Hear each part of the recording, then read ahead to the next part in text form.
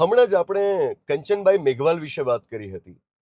મધ્યપ્રદેશના કહેવાતી અસ્પૃશ્ય જ્ઞાતિના મહિલા કે જેમણે આંગણવાડીમાં 20 બાળકોનો જીવ બચાવવા માટે એમની જ્ઞાતિ જોયા વગર પોતાનો જીવ આપી દીધો.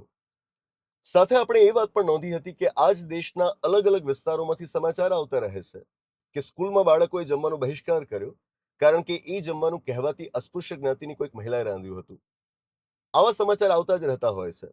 થોડા થોડા સમયે વિશ્વની આ પ્રાચીનતમ સભ્યતાના કોઈકના કોઈક ખૂણેથી આવા અસભ્ય સમાચાર આવી જ જાય. આ વખતે આવા સમાચાર ઓડિશાથી આવ્યા છે. ત્યાં એક આંગણવાડીમાં કહેવાતી અસ્પૃશ્ય જ્ઞાતિની એક છોકરીને રસોઈ માટે રાખવામાં આવી. ગામના લોકોએ બાળકોને આંગણવાડીમાં મોકલવાનું બંધ કરી દીધું. 3 મહિનાથી 60 જેટલા બાળકોને એ લોકો નથી મોકલી રહ્યા. ધ્યાને લેવા લાયક બાબત એ છે કે પેલી છોકરી ગ્રેજ્યુએટ છે, તો પણ પેલા લોકોને વાંધો છે. આમ પણ શિક્ષણને અને જ્ઞાતિને ક્યાં કોઈ લેવા દેવા છે. અહીં આપણે મનોસ્થિતિ સમજવી છે, મારે સમજવી છે કે તમારા ધ્યાનમાં આવા કોઈ મા બાપ હોય તો પૂછજો એમને કે પોતાના બાળકોને આવું કરવા માટે શું સમજાવતા હોય છે. પેલા એમના હાથનું નહીં જમવાનું એ કેવી રીતે સમજાવતા હોય છે, કારણ કંઈક તો આપતા હશે ને. આપણે બાળકોને અમુક વસ્તુઓથી દૂર રહેવા માટે કંઈક ને કંઈક સમજાવતા હોઈએ. જેમ કે આપણે બાળકને કહીએ કે કોઈક અજાણ્યા માણસ પાસેથી ચોકલેટ કે એવું કશું લેવું નહીં, તો ત્યાં આપણે એને સમજાવવું પડે કે આ અજાણ્યા એટલે કોણ.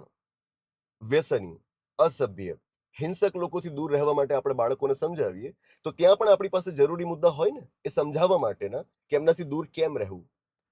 પણ એ સમજવું મુશ્કેલ છે કે જ્ઞાતિ બાબતે બાળકોને આ સમજ કેવી રીતે આપવી.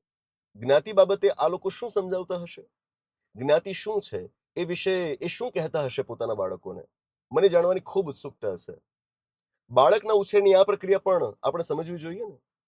મગજમાં ઝેર રેડવાની આ પ્રક્રિયાને આપણે જાણવી જોઈએ ને. મારે જાણવું છે કે પોતાના જ બાળકોને આટલા નફરતી કેવી રીતે બનાવતા હશે. પ્રેમનો વારસો આપવો ગમે, નફરતનો વારસો એ કેવી રીતે આપતા હશે.